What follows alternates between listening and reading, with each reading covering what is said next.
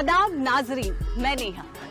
DD Urdu के इस बेहद खास प्रोग्राम में आप सभी का इस्तकबाल है। अपने इस खास प्रोग्राम में हमारी कोशिश रहती है कि हम आपको बेहद हेल्दी टिप्स देते रहें, जिसपे हम बात करते हैं वर्कआउट सेशन की, जिसे फॉलो करके आप एक हेल्दी रूटीन मेंटेन कर सकते हैं। इसके साथ ही बेहद खास योगा सेगमेंट, और यही नहीं, इसके साथ ही हम आपको देते हैं एक्सपर्ट एडवाइस, जिनके एडवाइस को फॉलो करके आपके लिए ये बेहद मददगार साबित हो सकती है। तो चलिए चलते हैं प्रोग्राम के पहले सेगमेंट की तरफ।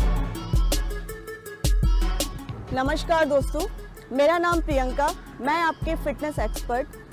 आज का टॉपिक हम लोगों का होगा गर्मी में आप किस तरीके से अपने डाइजेस्टिव सिस्टम की केयर कर सकते हैं।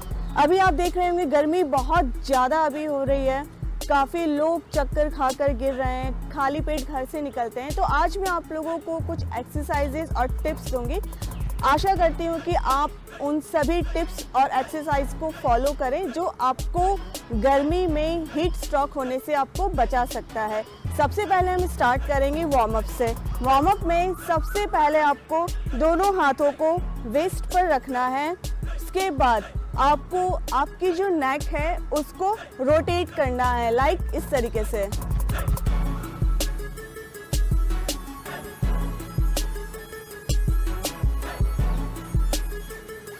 ये आपको 10 टाइम्स ईच साइड करना है। देन उसके बाद आपको फिर से ये था रोटेट, अब आपको अप एंड डाउन करना है नेक का। वो किस तरीके से करना है, दोनों हाथों को इस तरीके से रखना है। देन अगेन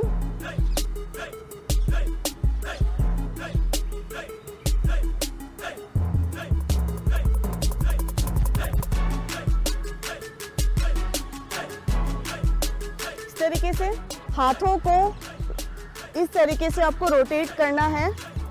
ये हम लोगों का वार्म अप चल रहा है। एक्सरसाइज से पहले हाथों को करना है रोटेट, देन उसके बाद एंटी रोटेट करना है इस तरीके से। आप चाहे इसको फास्ट ना करें, इसको स्लो स्लो करें। फिर अदर हैंड को भी ऐसे ही करना है। ये आपको एटलीस्ट 10 टाइम्स करना है। फिर एंटी रोटेट, देन उसके बाद आपको अपने वेस्ट को करना है वार्म अप। वेस्ट को दोनों पैरों को थोड़ा सा गैप देंगे, हाथों को यहाँ पे रखेंगे। देन उसके बाद रोटेट करना लाइक दिस, इस तरीके से। फिर एंटी रोटेट,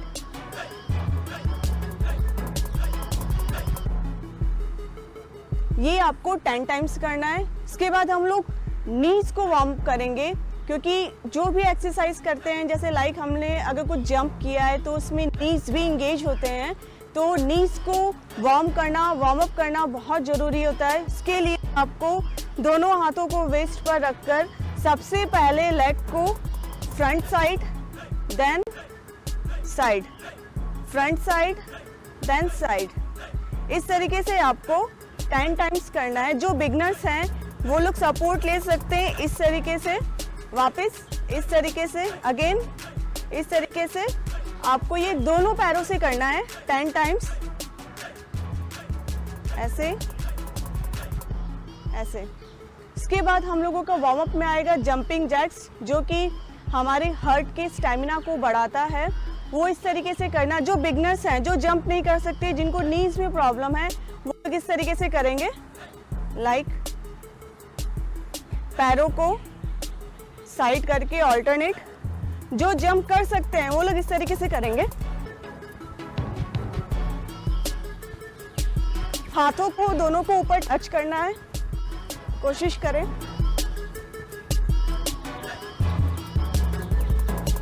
एटलीस्ट 10 टाइम्स। इसके बाद पैरों को, जो जिसको हम लोग टोस कहते हैं, इसको भी वार्म अप करना बहुत ज़रूरी होता है। लाइक इस तरीके से आपको करना है, रोटेट करना है, फिर एंटी रोटेट करना है इसको 10 टाइम्स। फिर दूसरे पैर को भी 10 टाइम्स करना है, रोटेट, एंटी रोटेट। फिर उसके बाद एक ही जगह पर आपको खड़े होकर जंप करना है, लाइक ऐसे।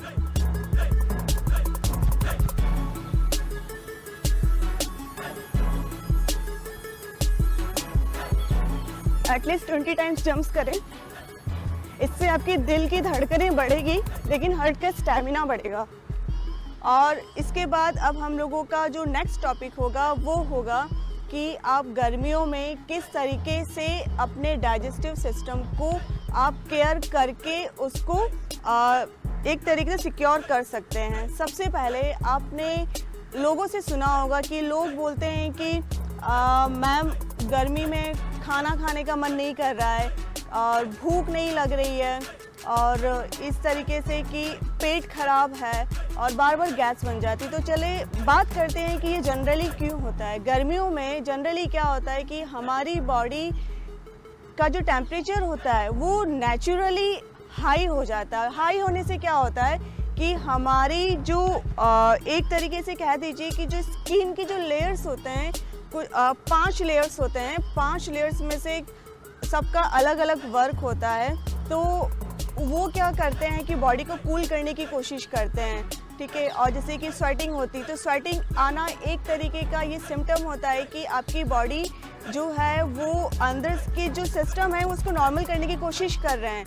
जब ज़्यादा एक्सेसिव अगर हीट हो जाता है तो आप देखते होंगे कि लोग चक्कर खा के गिर जाते हैं और किसी को वॉमिटिंग होने लगती है, लूज मोशन होने लगता है। तो इसमें आपको क्या करना है, गर्मियों में आपको ज़्यादा खाना नहीं खाना है, बिल्कुल लाइट खाना खाना है और ज़्यादा से ज़्यादा पानी पीना है। पानी में जैसे कि आप सत्तू ड्रिंक पी सकते हैं। सत्तू ड्रिंक बहुत अच्छा एनर्जी देने का काम करता है।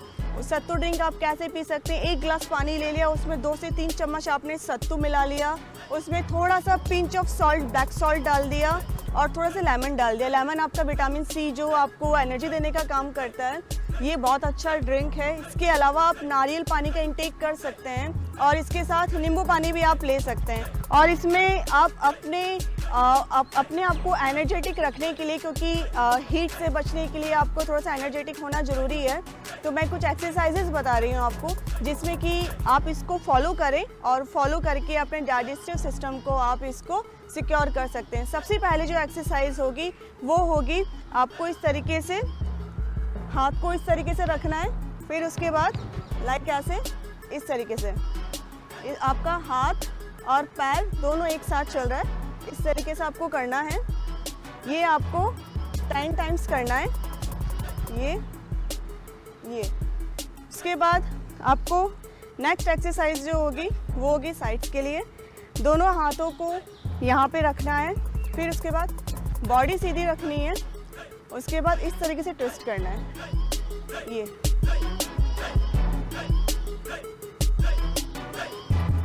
ये आपको 10 टाइम्स करना है।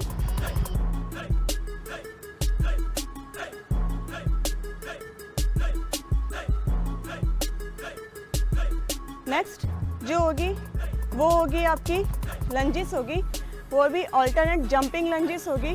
वो कैसे करना है, एक पैर को इस तरीके से, दूसरा पैर पीछे जाएगा, हाथों को इस तरीके से, देन इस तरीके से।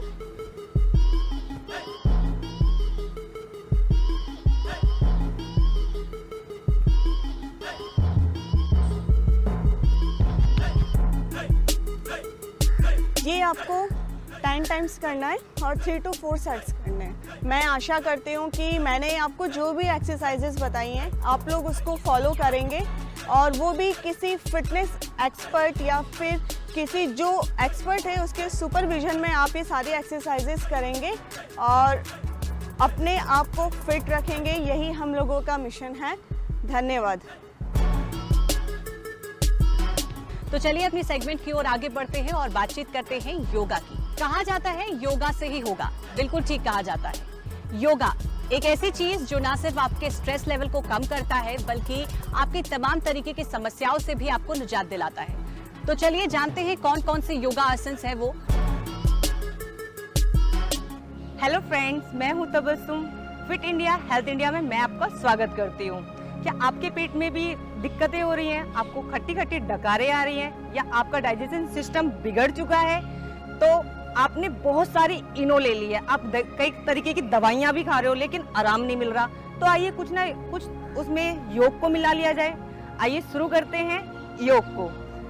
तो सबसे पहले सुखासन में बैठना है। आपको फर्स्ट पोजीशन ये रहेगी आपकी सुखासन में बैठना। अब यहीं से हमें बैठना है मलासन में। मलासन में आपके पेट की सारी प्रॉब्लम्स खत्म हो जाएगी। अगर आपको पीसीओडी की भी दिक्कत है तो आप उसको भी ठीक कर सकते हो। मलासन में बैठना है। अगर आपके पेट में ज्यादा सूखापन है तो आप 1 गिलास पानी 1 घंटे पहले, आधे घंटे पहले आप पानी पी सकते हैं। आपने पानी तो पी लिया, अब पेट को ठीक करना है। फ्रेश नहीं हो पा रहे हो, पेट में इसलिए दिक्कत हो रही है, तो सांस भरते हुए दोनों हाथों को ऊपर कर लें और हाथों को ऊपर करके सांस भरेंगे। इनहेल, और फिर left side down and right side down. पेट को हिलाना भी है क्योंकि पानी यहाँ पर है, उसको हिलाओगे तो कीचड़ की तरह निकल जाएगा, पेट साफ हो जाएगा और पेट की जो खट्टी डकारें हैं वो खत्म हो जाएगी। अब एक आसन हो गया, दूसरा मलासन में बैठे हुए हैं। इस तरीके से मूव करना है बॉडी को। इसको 10 टाइम्स करें, 10 बार गिनती कर लेंगे। ये फर्स्ट आसन मलासन में हो गया। अब यहीं से हम करेंगे बटरफ्लाई। बटरफ्लाई हम बचपन में देखते हैं ना, पेड़ों पे उड़ती है, तो हम ऐसे बटरफ्लाई कर सकते हैं। इसके बहुत सारे फायदे हैं। फायदे आप मुझे बता देना कमेंट करके। ऐसे करते रहना। बटरफ्लाई बहुत अच्छी है, पीसीओडी की भी दिक्कत खत्म हो जाएगी, पेट की जो भी समस्या है वो भी खत्म हो जाएगी। 2 आसन हो गए। अब हम नेक्स्ट आसन करेंगे अर्ध मसेंद्र आसन। सबसे पहले दंडासन में बैठेंगे, कमर सीधी, पैर सीधे, लंबी गहरी सांस भरेंगे, राइट पैर को बेंड करेंगे, लेफ्ट हैंड अप करेंगे सांस भरते हुए। अब सांस को छोड़ते हुए अपने साइड में लेके जाएंगे और ये वाला हाथ है इसको साइड में। जितना बॉडी को ट्विस्ट कर सकते हो उतना ट्विस्ट कीजिए और पीछे देखेंगे, सांस को रोक के रखेंगे। और जब अगर आप सांस नहीं रोक पा रहे हो तो धीरे धीरे हल्की हल्की सांस भरें और पीछे देखें। जिनको डायबिटीज है उनके लिए भी बहुत लाभकारी है ये आसन। इसी प्रकार सांस को करेंगे, हाथ को ऊपर छोड़ देंगे। इसी प्रकार दूसरे पैर से करेंगे, लेफ्ट पैर बंद करेंगे, right hands up and breathing out and पीछे देखेंगे। अपनी चिन अपने शोल्डर पे रखेंगे, वापस आएंगे। हमने कर लिए 3 आसन, इनको 30-30 बार करें। अब यहाँ से सांस भरेंगे, पैरों को मोड़ेंगे, अपनी नीज को अपनी चेस्ट के पास ले आएंगे, पेट को दबा के रखेंगे, लंबी सांस भरेंगे, छोड़ देंगे। अब यहीं से धीरे धीरे, जैसे बच्चा करता है ना बचपन में, झूला झूलता है, ऐसे हमें झूला झूलना है। पेट ठीक हो जाएगा, कमर का दर्द ठीक हो जाएगा। इस तरीके से मूव करते रहें बॉडी को। ये भी 20 बार करें। अगर आपकी कमर में दर्द रहता है तो भी बहुत अच्छा है। उसके बाद यहीं से सावासन में लेट जाएंगे। सावासन में लेट गए, बॉडी को एकदम ढीला छोड़ दें। यहीं से सांस भरते हुए दोनों हाथ ऊपर लेके जाएंगे। हम कर रहे हैं पवन मुक्तासन। इससे आपकी पवन, अगर आपके पेट में कब्ज है, गैस है तो भी आप ठीक कर लोगे। अगर आपको सर्वाइकल है तो आप नेक ना उठाएं। अगर सर्वाइकल नहीं है तो इस तरीके से बॉडी को, चिन को टच करें और टोस को आगे खींच के रखें, ब्रीदिंग को आउट रखें, सांस भरते हुए अप एंड सांस को छोड़ते हुए दूसरे पैर से, सांस भरते हुए अप। ऐसे ही दोनों पैरों से करना है 1 बाय 1। 20 बार इससे करेंगे राइट से, 20 बार लेफ्ट से करेंगे। अब करेंगे दोनों पैरों से एक साथ। सांस भरेंगे, सांस को छोड़ देंगे, पैरों को मोड़ेंगे और चीन को लगा देंगे। ये है पवन मुक्तासन, आपकी पवन से मुक्त कर देगा। जितनी भी गैसें छोड़ते हो वो खत्म हो जाएगी, पेट की समस्या ठीक हो जाएगी, खट्टी खट्टी डकारे लेना बंद कर दोगे। इस तरीके से आप इसको 20 टाइम्स कर लें। यहीं से बैठेंगे दंडासन में। इसके बाद 1 लेग बेंड करेंगे, लेफ्ट जानु शीर्षासन। सांस भरते हुए दोनों हाथ ऊपर, सांस को छोड़ते हुए सामने डाउन एंड ब्रीदिंग आउट करते हुए आगे टच करेंगे। सांस भरेंगे एंड सांस को छोड़ते हुए आगे की side, up and down, up and down. ये भी आपको 10 टाइम्स से अब लेग चेंज करेंगे। अब दूसरे पैर से करेंगे। सांस भरेंगे, सांस को छोड़ते हुए आगे की साइड डाउन, फिर सांस भरते हुए ऊपर, सांस छोड़ते हुए डाउन एंड अप। ये हो गया। उसके बाद यहीं से दंडासन में बैठ के लेग्स को मूव करना है। टोस को आगे साइड पुश करनी है, फिर पीछे की साइड पुश करनी है, आगे साइड पुश करनी है, फिर पीछे की साइड पुश करनी है। ये भी आपको 20 टाइम्स करना है, देख के छोड़ना नहीं है। उसके बाद यहाँ से हमने पवन मुक्तासन किया था, अब हम करेंगे सेतु बंद आसन। यहीं से सांस भरेंगे, बॉडी को रिलैक्स छोड़ेंगे। सावासन में हाथों को दोनों को हिप्स के पास, धीरे धीरे दोनों पैर मोड़ेंगे, श्वास भरते हुए अपनी कमर को उठाएंगे पूरा ऊपर की साइड एंड श्वास छोड़ते हुए डाउन, श्वास भरते हुए अप डाउन अप डाउन। ये हो गया। इसको भी 20 टाइम्स करना है काउंट करके एंड 10 सेकंड होल्ड रखना है। उसके बाद रिलैक्स छोड़ें बॉडी को एकदम। सावासन में अगर आपका गला सूख गया है, आपको लगता है कि मुझे पानी पीना चाहिए, तो आप 1 सिप पी सकते हैं जिससे आपका गला गीला रहे, आपको डिहाइड्रेशन की प्रॉब्लम ना हो। इसके बाद उठेंगे, मकरासन में जाएंगे, उल्टे लेटेंगे मगरमच्छ की तरह। मगरमच्छ की तरह लेटने के बाद हम करेंगे भुजंगासन।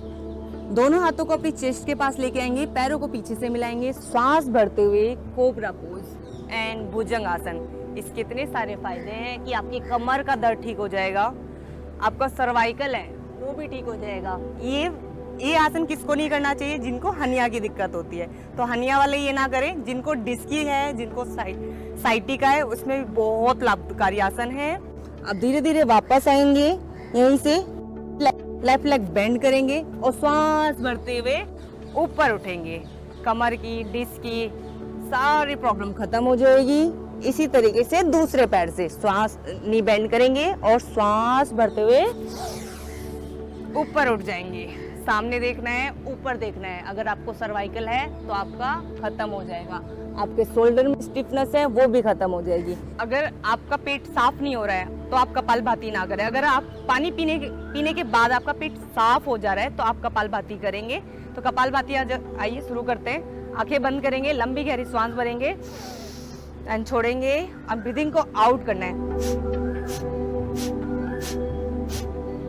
ये आपके पेट के लिए रामबाण है, आपकी पेट की सारी प्रॉब्लम को ठीक कर देगा। अगर आपको ये वीडियो बहुत अच्छी लगी है तो आप इसे रोज अपने जीवन में उतारें, योग को अपने जीवन में उतारें। और वीडियो के साथ साथ अगर आपको योग करना है तो आप किसी अच्छे योग टीचर के अंडर में योग करें और वीडियो को लाइक करें, चैनल को सब्सक्राइब करें। मिलते हैं नेक्स्ट एपिसोड में। आदाब।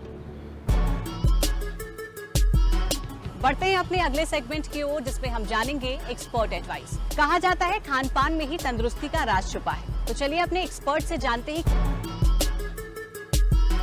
नमस्कार आप सभी को, मेरा नाम सुयशा है, मैं आप सभी की न्यूट्रिशनिस्ट हूँ। तो आज हम इस बारे में बात करने वाले हैं कि इनडाइजेशन गर्मियों में इतना कॉमन क्यों है। इनडाइजेशन मतलब अपच, मतलब कि जो आप खाना खा रहे हैं वो पच नहीं रहा है। तो उसके कारण आपको कई सारे सिम्टम्स हो सकते हैं, जैसे पेट फूला फूला रहना या खाना ऊपर आना गले में और सीने में जलन होना। यदि ये सब सिम्टम्स आपको हैं तो आपको अपच हो सकती है। अपच के कई सारे और कारण होते हैं, जैसे इरिटेबल बाउल सिंड्रोम या सीलियाक डिजीज़। इन सब चीज़ में भी अपच होती है, लेकिन अभी हम फोकस कर रहे हैं गर्मियों के कारण अपच होना।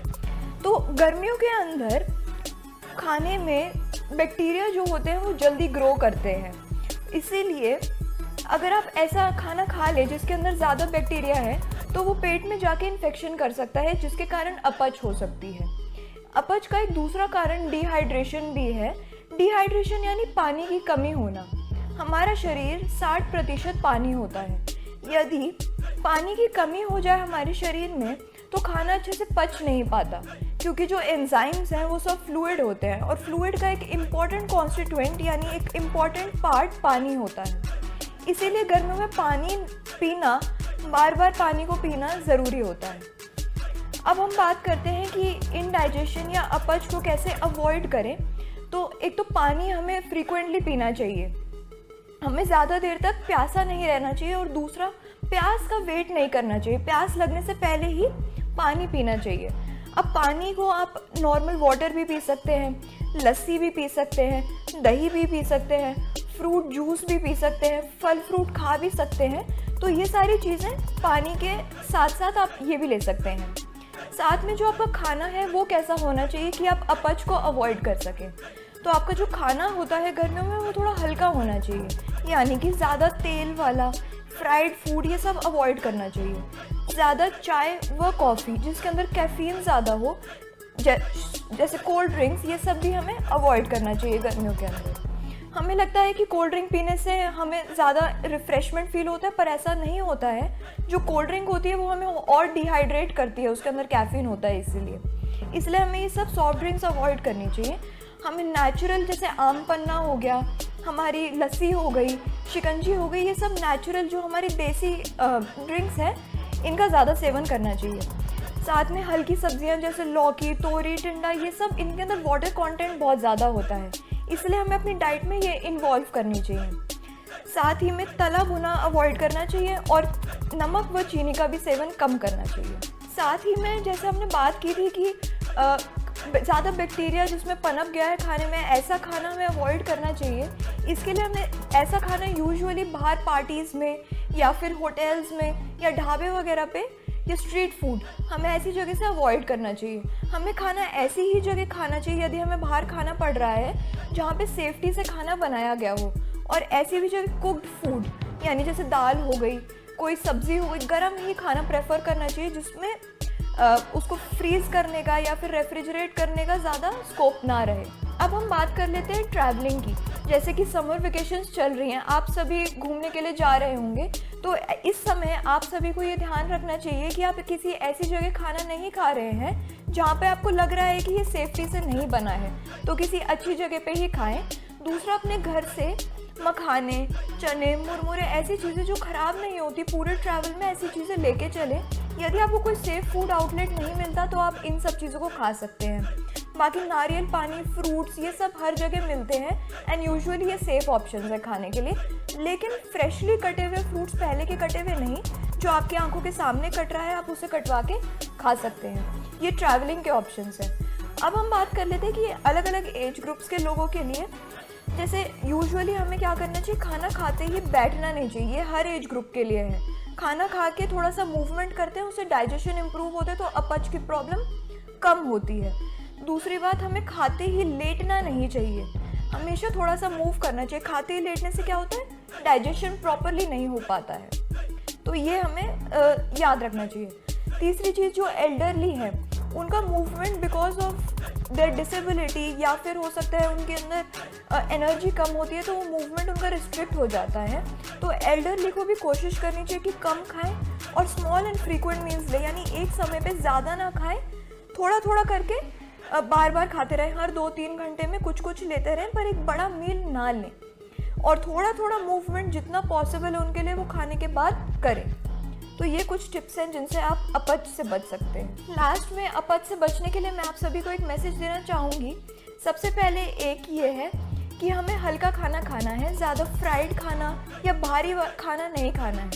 सेकंड, हमें फ्लूइड्स का खास तौर से ध्यान रखना है, हमें डिहाइड्रेटेड नहीं रहना है, फ्रीक्वेंटली हमें मील वाटर को रिप्लेस करना है, जैसे छाछ हो गई, लस्सी हो गई, शिकंजी हो गई, आम पन्ना हो गया।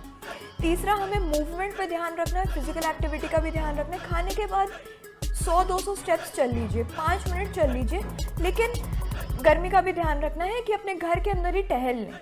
ये 3 चीज़ें बहुत ज़रूरी है। चौथा, जब हम बाहर जा रहे हैं तो हमें सेफ़ फूड आउटलेट से ही खाना है, और घर से हमेशा अपना एक छोटा टिफ़िन कैरी करना है यदि आपको कोई बाहर से आउटलेट ना मिले सेफ़ खाने के लिए। धन्यवाद।